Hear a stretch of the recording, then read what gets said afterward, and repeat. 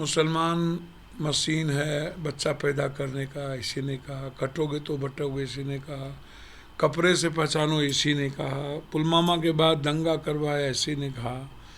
13 साल के बाद इन्हें क्या क्या याद आता है। 11 साल 13 में बोला। उसके बाद इन्होंने शमशान इसी ने कहा, कब्रिस्तान इसी ने कहा, ईद बकरीद इसी ने कहा, पाकिस्तान जिन्ना इसी ने कहा।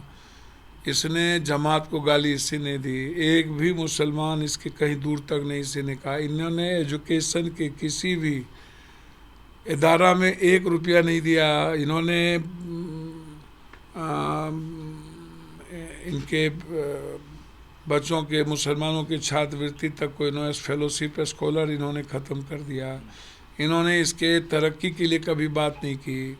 इन्होंने इनके जितने बड़े छोटे मिसाइल थे उन्होंने उसको समाप्त करने की कोशिश की। तो लेकिन वो तो कह रहे हैं कि राष्ट्र की बात करते हैं, हम पूरे राष्ट्र के सभी लोग। तो आदमी ने बचेगा तो राष्ट्र की बात क्या होगी जब एजुकेशन नहीं होगा, जो इकोनॉमी नहीं होगा। ये नोटबंदी के समय इसको किसी ने कह दिया कि मुसलमान बैंक में पैसा नहीं रखता है, सूद नहीं खाता है, तो नोटबंदी कर दिया। जीएसटी की स्थिति क्या की इसने? आप इनसे पूछो ना भैया, इनसे पूछो। राष्ट्र की बात कर रहे थे तो ब्लैक मनी का क्या हुआ? मोदी है तो मुमकिन है, क्या हुआ? कहाँ चले गए वियतनाम? क्या चीन मुद्दों को जो भटकाते हो, चीन की क्या स्थिति है? चीन कहाँ पर है? चीन के साथ तुम जाके गलबैया करते हो। नेपाल, बांग्लादेश, श्रीलंका के रास्ते बंद हो गए। अमेरिका में तुमको चपरासी लेने आता है। टैरिफ 2 तारीख से इतना आतंक पैदा कल से शुरू कर दिया, एक बार जवाब नहीं देते हो।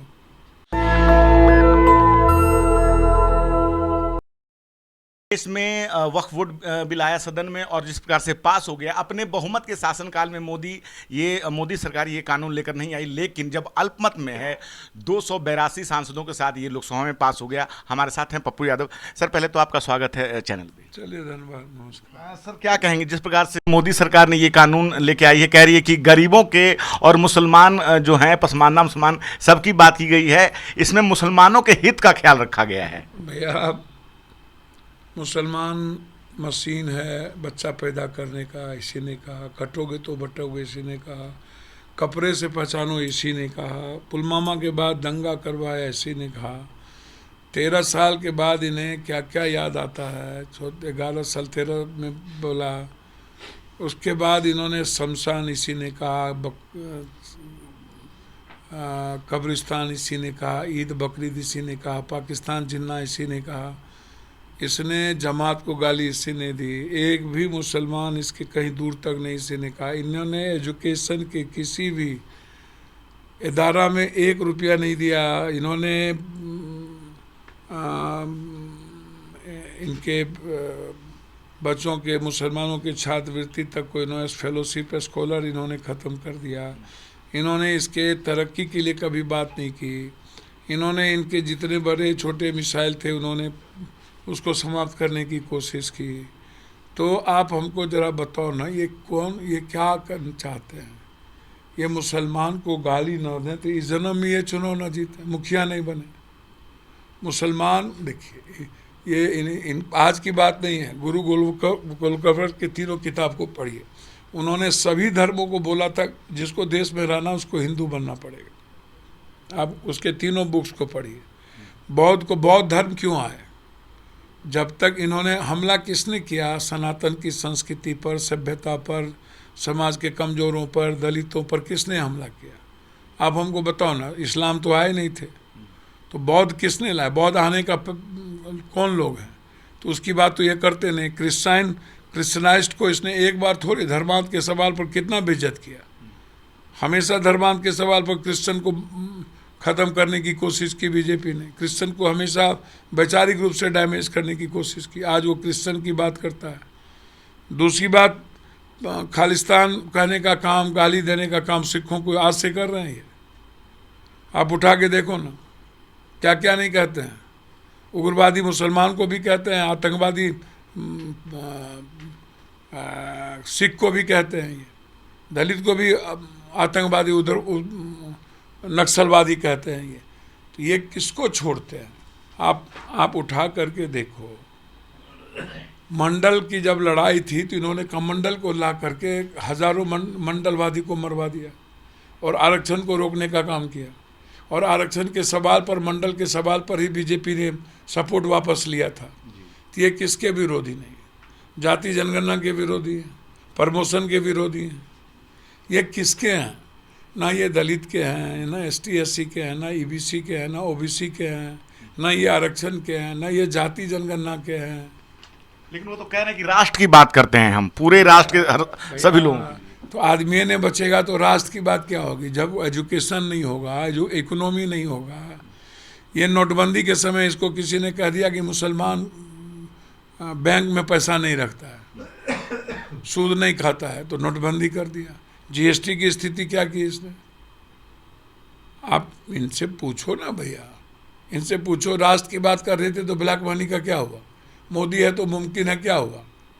कहाँ चले गए वियतनाम? क्या चीन मुद्दों को जो भटकाते हो, चीन की क्या स्थिति है? चीन कहाँ पर है? चीन के साथ तुम जाके गलबैया करते हो। नेपाल, बांग्लादेश, श्रीलंका के रास्ते बंद हो गए। अमेरिका में तुमको चपरासी लेने आता है। टैरिफ 2 तारीख से इतना आतंक पैदा कल से शुरू कर दिया, एक बार जवाब नहीं देते हो। कहाँ कौन देश में घूम रहे हैं वो? बैंकॉक। अब बैंकॉक में क्या घूम रहे हैं हमको भगवान जाने। योगी सरकार करी कि लूट का अड्डा बन चुकी थी ये बोर्ड। भैया मैं वही तो कह रहा हूँ। अरे जोगी जी और मोदी जी के बीच में तो कौन बड़का हिंदू हिंदू का लड़ाई है? कौन बड़का सम्राट का लड़ाई है?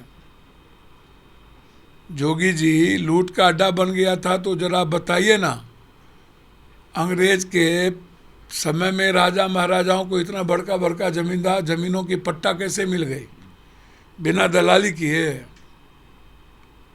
हम माफ़ी कौन मांगा? 1940 से लेकर 47 तक सबसे ज़्यादा माफ़ी किसने मांगी? जरा बताइए ना।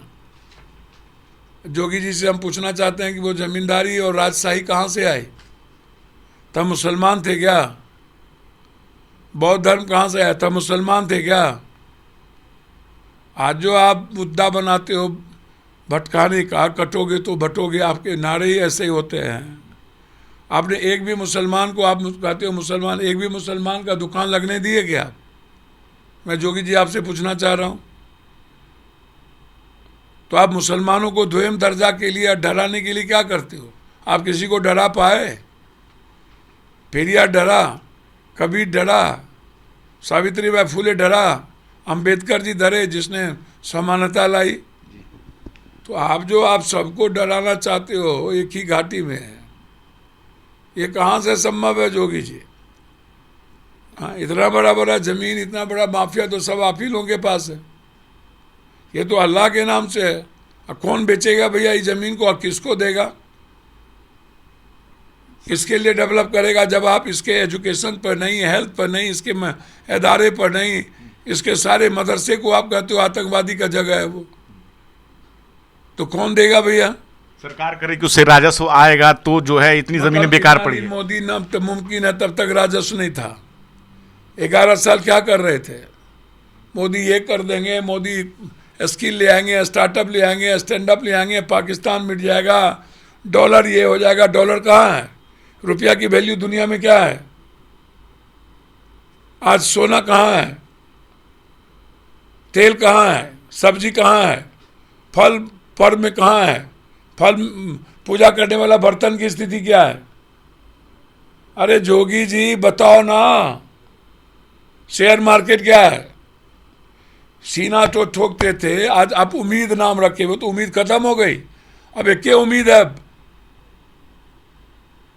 बाप के जमीन से एक ही उम्मीद बच गया अब।